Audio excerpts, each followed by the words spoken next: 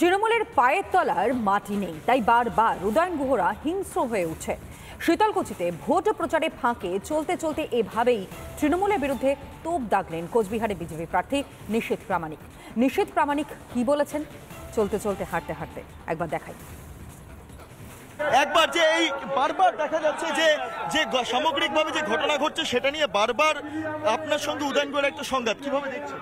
দেখুন, প্রশ্নটা হচ্ছে উদয়ন গুহই কেন বারবার, আর অন্য কেউ কেন নয়। একটা বিষয় আপনাদের সামনে ক্লিয়ার করতে চাই, যে দুটো ইনসিডেন্ট ঘটেছে দুটো ইনসিডেন্টেই আমরা ইলেকশন কমিশনের কাছে পারমিশন নিয়ে আমাদের পূর্ব নির্ধারিত কার্যক্রম করছিলাম এবং উদয়ন গুহ তার দলবল নিয়ে সেখানে এসে উপস্থিত হয়।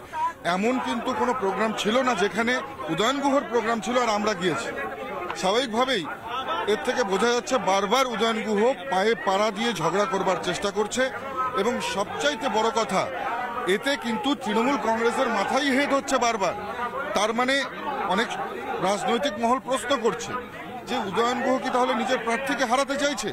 এইসব ঘটনা করে আসলে তো তৃণমূল কংগ্রেসের ভোট ব্যাংক কমছে। এত উদ্ধতপনা, ৭৪ বছর বয়সের একজন লোক, এত উদ্ধতপনা, এত হিংস্রতা, নিজেদের যে সাংগঠনিক শক্তি সেটা একেবারে কুচবিহারে কমে যাওয়াতে তাদের দাঁত নখ বেরিয়ে আসছে, আক্রমণাত্মক হয়ে উঠছে। এই মুহূর্তে শীতলকুচি একটা সংবাদ শিরোনামে গত বিধানসভা থেকে শীতলকুচিতে এবারে নির্বাচন এবং সামগ্রিকভাবে মানুষের কতটা সাড়া মিলছে, আপনি তো প্রচার করছেন দীর্ঘদিন। শীতলকুচির মাটিতে জনসাধারণ কিভাবে আমাদেরকে সমর্থন করছে আপনারা দেখছেন এবং নিশ্চিতভাবে শীতলকুচির মানুষ দুহাত ভরে আমাদেরকে আশীর্বাদ করবে।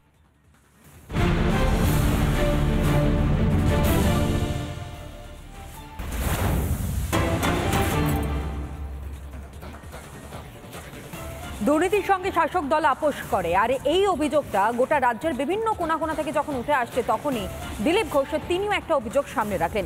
তৃণমূলের বিরুদ্ধে দুর্নীতির অভিযোগ যে রয়েছে, আর দুর্নীতির অভিযোগ দিলীপ ঘোষের মুখেতেও ঝড় প্রাকৃতিক দুর্যোগ এলে তৃণমূলের নাকি আয় হয়।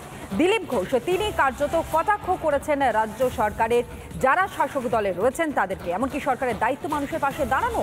মন্তব্য দিলীপ ঘোষের, একবার শোনাই মন্তব্য।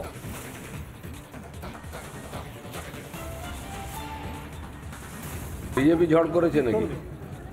ঝড় হলেই টিএমসির একদম পোয়া বার, যা মাল আসবে ছেড়ে ফাঁক করে দেবে। বন্যা হোক, ঝড় হোক, ভূমিকম্প, ওরা চায়, তাহলে কামাই হবে। সরকারে যারা আছে তাদের দায়িত্ব ওখানকার যারা ক্ষতিগ্রস্ত মানুষ তাদের কাছে দাঁড়িয়ে তাদেরকে মনোবল বাড়ানো, ক্ষতিপূরণ দিয়ে তাদেরকে আবার নিজের জীবনে ফিরিয়ে নিয়ে আসা। আমরা বিরোধী দল পার্টি আছি, আমরাও লোকের সঙ্গে আছি, কিন্তু কথায় কথায় মমতা ব্যানার্জি এত টাকা ফিরিস্তি, তত টাকা ফিরিস্তি, এত টাকা ক্ষতি হয়ে গেছে, এইসব বলতে থাকেন, কিন্তু মানুষের কাছে কিছু পৌঁছয় না। আয়লার ঝড় হলো, আমফানের ঝড় হলো, টাকা এলো কেন্দ্র থেকে, কার অ্যাকাউন্টে গেল? টিএমসির কর্মীদের অ্যাকাউন্টে। প্রধান, উপপ্রধান, তার বউ, তার শালা, ভাগ্নে তাদের চলে গেল। যার বাড়ি ভেঙেছে তারা কিছু পেল না। এবার যেন তা না হয়, এই ঝড়কে কেন্দ্র করে কামাতে শুরু করলো টিএমসি, এরম যেন না হয়। রাজ্য পুলিশের করা 13টি এফআইআর কে হাতিয়ার ইডির। রাজ্য পুলিশের করা 13টি এফআইআর কে এবার হাতিয়ার করছে ইডি। ইসিআইআর এর ভিত্তিতে ইডি হেফাজতে শেখ শাহজাহান। 13টি এফআইআর এর মধ্যে 2024 সালের 9টি 2024-এ নথিভুক্ত মামলার মধ্যে রয়েছে জমি দখল থেকে শুরু করে গণধর্ষণের মামলাও। 13টি এফআইআর এর মধ্যে একটি রেখার অভিযোগের ভিত্তিতে, অর্থাৎ রাজ্য পুলিশের করা 13টি এফআইআর, যেই এফআইআরগুলো এই মুহূর্তে ইডির কাছে অত্যন্ত গুরুত্বপূর্ণ নথি হয়ে দাঁড়াচ্ছে, হাতিয়ার করছে এই মুহূর্তে ইডি সেই সকল এফআইআরগুলিকে। আরও বিস্তারিত বিষয় আমাদের জানাবে অর্ণব, আমাদের প্রতিনিধি এই মুহূর্তে আমাদের সঙ্গে রয়েছে।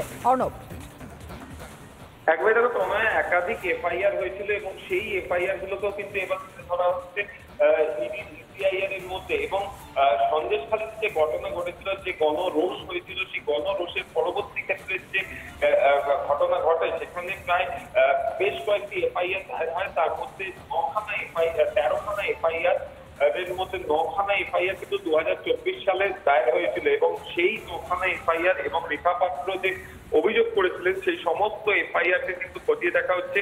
এছাড়াও 2019 এবং 2022 এই সালে যে এফআইআর হয়েছিল যেখানে আদিবাসীদের জমি দখল থেকে শুরু করে তোলাবাজি এবং খুনের মামলা ও অস্ত্র আইনেও এফআইআর হয়েছিল, সেগুলোকেও কিন্তু খতিয়ে দেখছে এনফোর্সমেন্ট ডিরেক্টরেট। লোকের জমি দখল করে সেই জমিও বিক্রি করে দিয়েছিল শেখ শাহজাহান, এমনটাই তদন্তে উঠে এসেছে এবং তার থেকে বিপুল পরিমাণে টাকা এসেছিল। তবে এবার শুধু শেখ শাহজাহান নয়, ইডির র্যাডারে কিন্তু শিবু হাজরা থেকে শুরু করে উত্তম সর্দার এবং শাহজাহানের যারা ভাইরা রয়েছে তারাও কিন্তু রয়েছে। প্রয়োজনে তাদেরকে, এদের মধ্যে শিবু হাজরা, উত্তম সর্দার ইতিমধ্যেই অ্যারেস্ট রয়েছে, তাদেরকেও প্রয়োজনে জিজ্ঞাসাবাদ করা হতে পারে এবং শাহজাহানের ভাই সিরাজউদ্দিনকেও কিন্তু এর আগে তলব করেছিল ইডি, যদিও তিনি হাজিরা এড়ান। তো সেই জায়গা থেকে দাঁড়িয়ে ইতিমধ্যেই কিন্তু সিবিআই এর হাতেও শাহজাহানের এক ভাই গ্রেফতার হয়েছে। এই প্রতিটি অভিযুক্তকে কিন্তু তদন্তের খাতিরে জিজ্ঞাসাবাদ করতে চাই ইডি, এমনটাই কিন্তু খবর ইডি সূত্রে। ধন্যবাদ জানাবো অর্ণব মজুমদার, আমাদের প্রতিনিধি এই মুহূর্তে আমাদের সঙ্গে ছিলেন টেলিফোন লাইনে। সন্দেশখালীর মহিলারা বারংবার বলছেন শেখ শাহজাহান জমি দখল করেছে, মিথ্যে বলছে 100%। তাহলে আপনার বিরুদ্ধে যে অভিযোগ আপনি নস্যাৎ করছেন সমস্তটাই মিথ্যে, ষড়যন্ত্র চলছে, পুরো রাজনৈতিক ষড়যন্ত্র। কারা করছে কি মনে হয়? শাহজাহান বলুন, শাহজাহান আপনি বলছেন মিথ্যে, কারা করছে?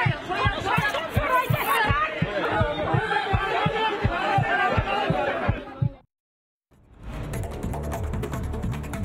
হলদার তৃণমূল নেতা জাহাঙ্গীর খানকে আক্রমণে শঙ্কুদেব পন্ডার। জাহাঙ্গীরের সঙ্গে শাহজাহানের তুলনা বিজেপি মুখপাত্র শঙ্কুদেব পন্ডার। জাহাঙ্গীর জেলের বাইরে থাকলে অবাধ ও শান্তিপূর্ণ নির্বাচন সম্ভব নয়, এমনটাই দাবি বিজেপি মুখপাত্র শঙ্কুদেব পন্ডার। জাহাঙ্গীরের 200 কোটি টাকার সম্পত্তি রয়েছে বলে দাবি করেছেন শঙ্কুদেব। জাহাঙ্গীর শাহজাহানের থেকে বড় খেলোয়াড়। রিপাবলিক বাংলার সঙ্গে কথা বলার সময় এমনটাই দাবি করলেন বিজেপি মুখপাত্র শঙ্কুদেব পন্ডা। জাহাঙ্গীর একাধিক বেআইনি কাজের সঙ্গে যুক্ত বলেও দাবি করেন শঙ্কুদেব। জাহাঙ্গীরের মাথায় অভিষেক বন্দ্যোপাধ্যায়ের হাত রয়েছে বলেও দাবি করেন শঙ্কুদেব। জাহাঙ্গীর কুখ্যাত দুষ্কৃতী, একথা কারো অজানা নয়। ভোটে না জয়ী না হয়েই অর্থাৎ জেলা পরিষদের কর্মাধ্যক্ষ হয়েছিলেন জাহাঙ্গীর। রিপাবলিক বাংলাকে ফোনে প্রতিক্রিয়া সিপিএম নেতা শতরূপ ঘোষের। এত সম্পত্তি থাকার পরও জাহাঙ্গীরের বাড়িতে কেন হানা দেয়নি আয়কর দপ্তর বা ইডি? প্রশ্ন শতরূপের। জাহাঙ্গীরের কারণে পঞ্চায়েত ভোটে গোটা ফলটা বিরোধী শূন্য ছিল। আর এইসব কুখ্যাত দুষ্কৃতীরা বাইরে থাকলে এবারও ভোট শান্তিপূর্ণ হবে না। কেন্দ্রীয় বাহিনী থাকলেও শান্তিপূর্ণ ভোট হওয়া কঠিন। রিপাবলিক বাংলাকে বললেন আইএসএফ বিধায়ক নওশাদ সিদ্দিকী।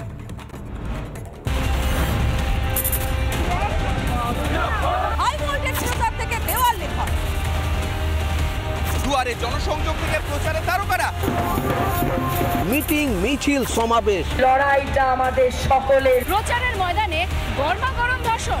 এমন এমপি দেখে লাভ, কোথাও খোলা চ্যালেঞ্জ, কোথাও জোর টক্কর। টার্গেট তো মমতা বন্দ্যোপাধ্যায়ের স্বৈরাচারী সরকারকে আঘাত করা। ভোটের কথা আর কুকথার ভোট। যেমন বাউন্সার যাবে বুঝতে পারবে ব্যাটসম্যান, গুলি চালাবে, ফলটা আলাদা। 42 রানের প্রার্থীর 5টা হল। ময়দানে থাকছি আমরা। আমাদের সঙ্গে দেখুন 42-এর লড়াই।